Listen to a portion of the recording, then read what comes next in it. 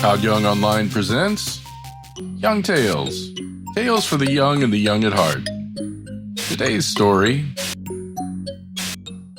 Bulfinch's Mythology, King Arthur and His Knights, Episode 7, Lancelot du Lac. In Brittany, far across the sea, there once ruled King Ban, a faithful ally of Arthur. He was brave and noble, yet his fortunes turned, for his kingdom was besieged by a cruel enemy, King Claudius. And in one terrible night of flame and ruin, destiny was set in motion. Ban fled his burning castle with his queen Helen and their infant son. But as dawn broke, the king's heart broke with it, for behind them the citadel blazed red against the sky. Ban fell from his horse and died of grief. Helen laid her child beside a still lake and ran to her dying husband. When she returned, the child was gone. There, across the misted water, she saw a figure, a man robed in silver. Wait, let me try that again. There, across the misted water, she saw a figure, a woman robed in silver, her hair shining like moonlight. In her arms, she cradled the child, and before the queen could cry out, the lady stepped into the water and vanished beneath the surface. The child was taken to a place beneath the lake, the realm of Vivienne, the Lady of the Lake, mistress of the enchanter Merlin. There she raised him with kindness and wonder, teaching him all the arts of knighthood until he was strong of arm, pure of heart, and bright of spirit.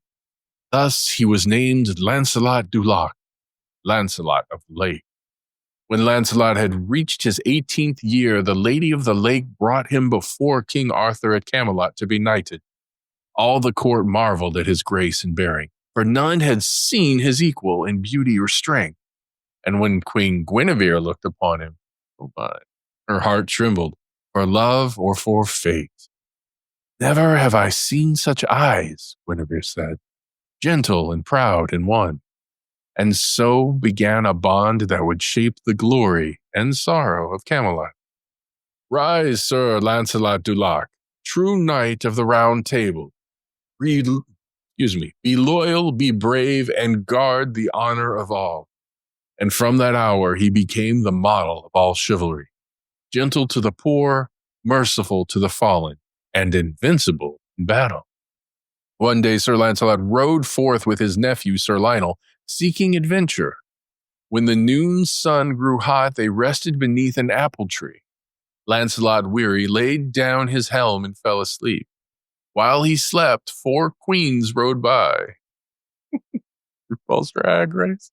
Each fair and proud, shaded by silken canopies. Among them was Morgan Le Fay, Arthur's own sister. "Behold," Morgan said, "the great Lancelot lies unguarded. Each of us has desired him, but I will cast a spell upon him, and he shall awaken in my castle. Then let him choose which queen he will love." When Lancelot awoke, he found himself in a rich chamber, 4 queens standing before him, robed in jewels and light. Oh my. "Sir Knight, you are our prisoner. Choose one of us for your lady, or remain here until you die."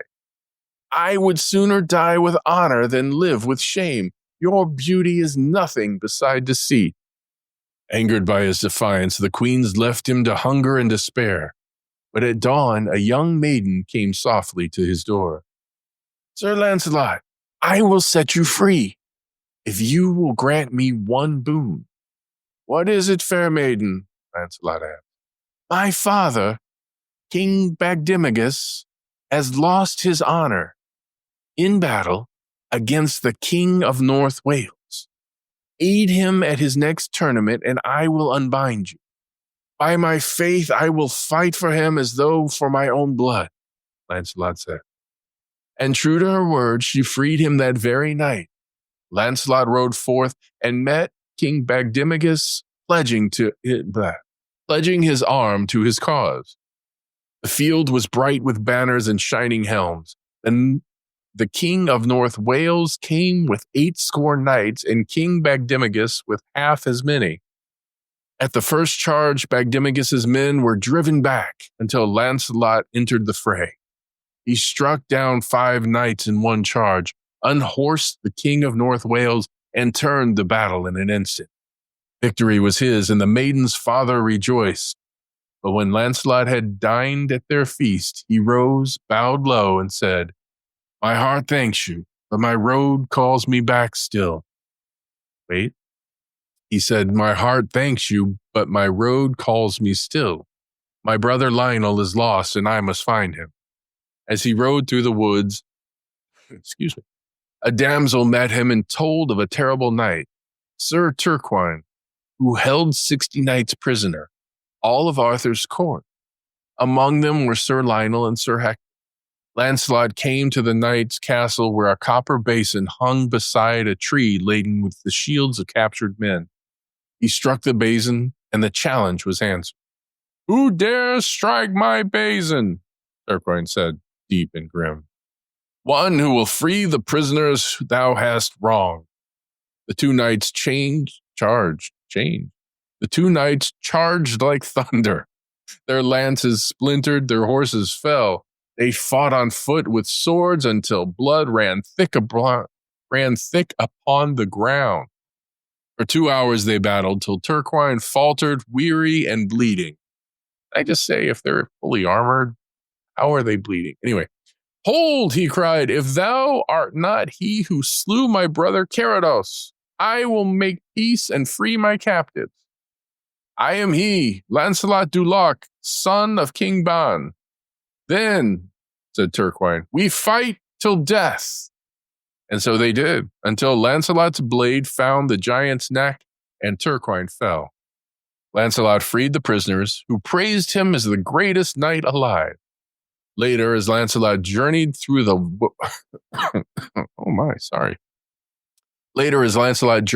forests of Wales, a lady called to him from her castle.